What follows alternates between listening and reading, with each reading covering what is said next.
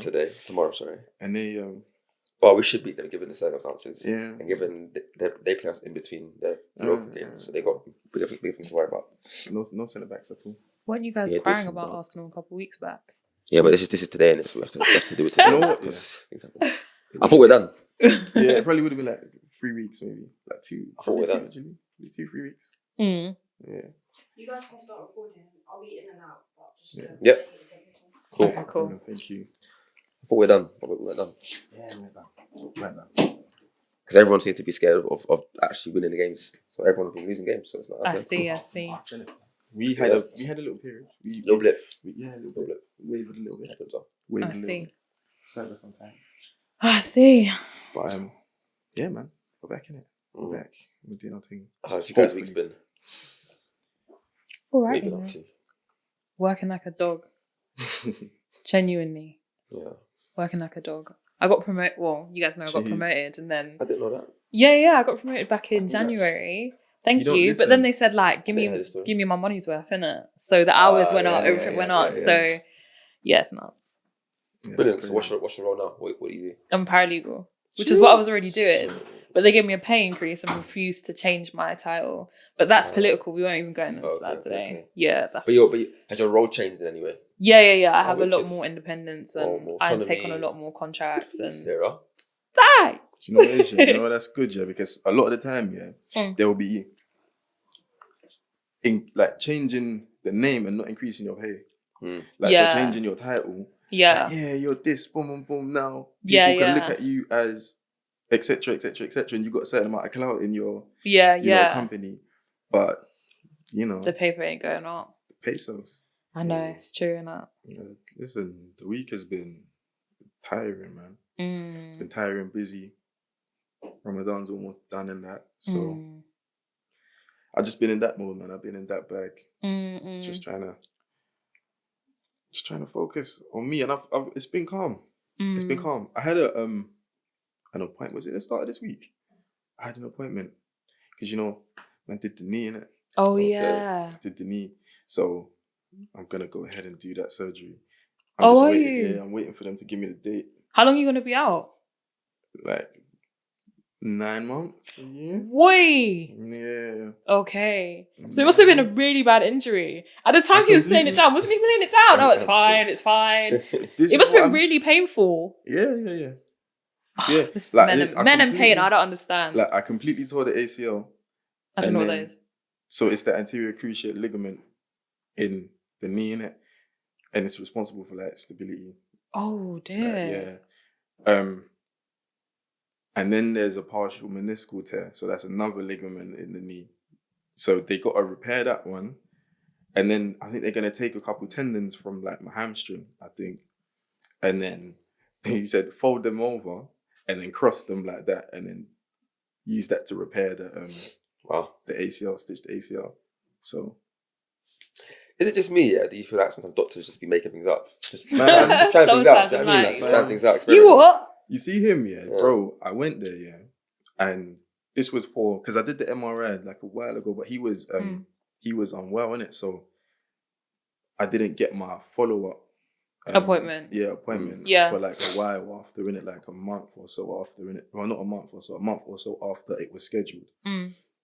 And then they get you on the table. The first time I went there, the woman has me stripped down to my boxes and that, and she's flexing my knees and these things. And I'm like, Yeah.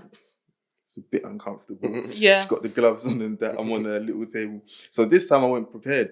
I've got on like my shorts underneath my trousers and that.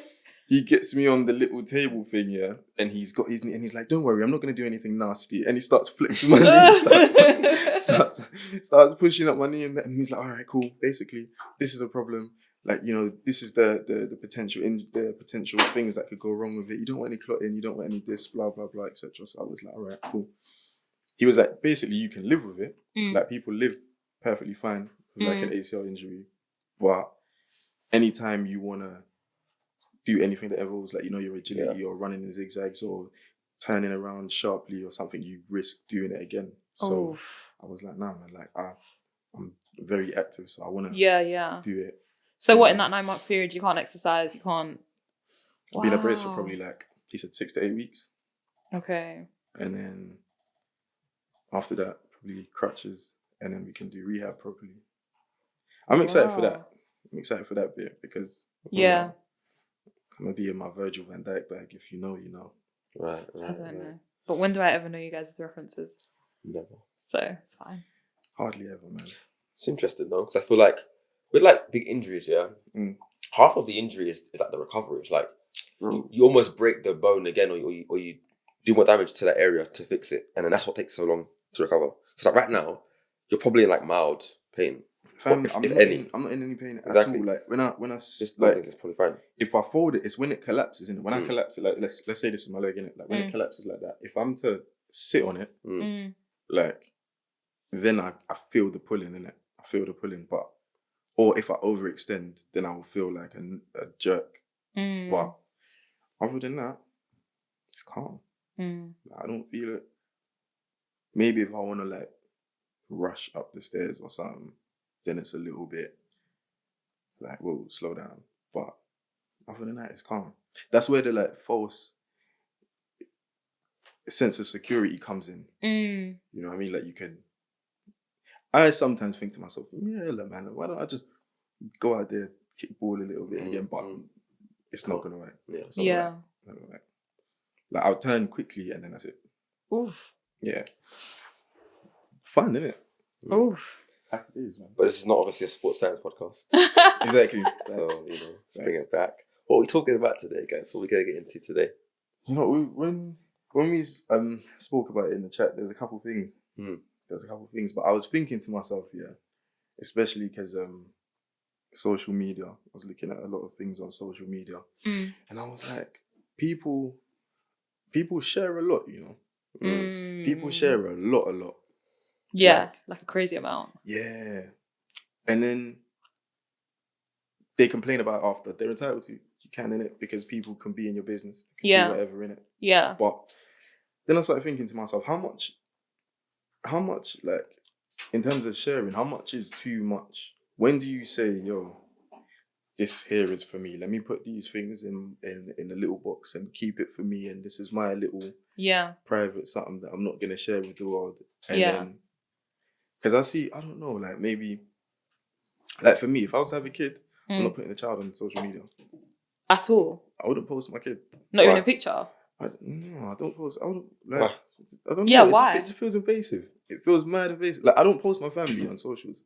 Yeah. Unless like it's a very intimate, like something. Like I still have Snapchat, but it's only like a few people on my close Snap. friends. Okay. Yeah, like people that I'm comfortable with. So I might post, you know, a mum's birthday or my brother's birthday, or I might post a throwback of my sister or something, you know. But if it's on Instagram or TikTok or something like that, I'm not posting with them. So would you post?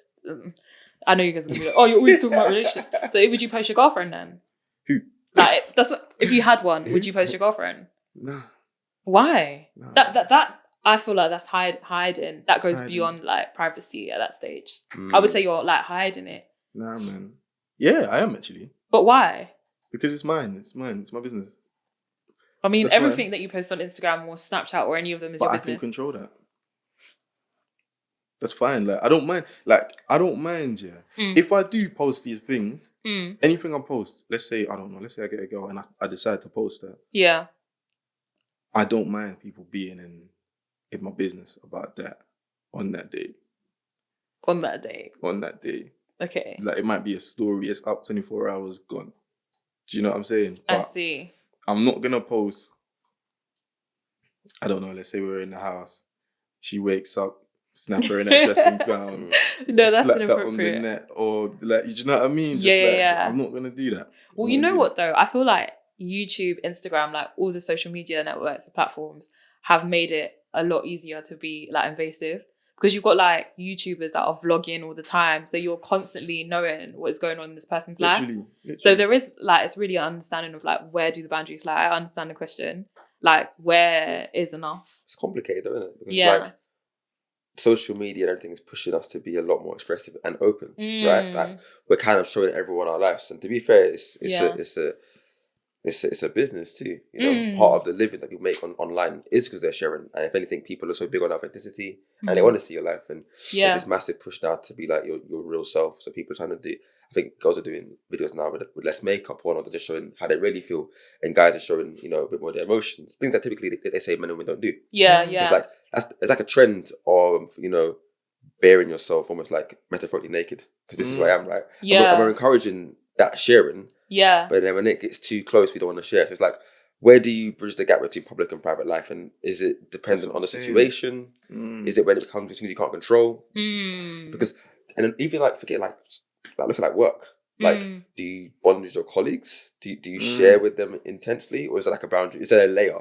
And what allows a person to get past that in a layer? There's always, like at work, always a layer. But why? Because, man, you're not my friends. But say they could be your friends. Have you already decided they can't be because they're then I'll pick, no, because I've made friends at work, innit? Then I'll, like, you know, I feel like that happens over time, innit? It's gradual. You build these things, and that's with one person, you know, or one or two people, or like, you know, instances that you can control. My thing is more about control, man. I feel like when you put it out on the net, you can't complain about what happens to your content because you've put it out there for public scrutiny. Right. You can't say, don't do that or don't have that opinion on my thing because it's mine. But you put it out for everyone. Yeah, yeah. Put it out for everyone. And then it gets even crazier when it's like, you look at people with large followings. Yeah. Like I'm looking at that, not to get into it too deep, but that Johnny Depp situation that's going on, his case. Yeah. You know that the trial is being like live screened almost everywhere. How insane is that? Do you see it? That's crazy.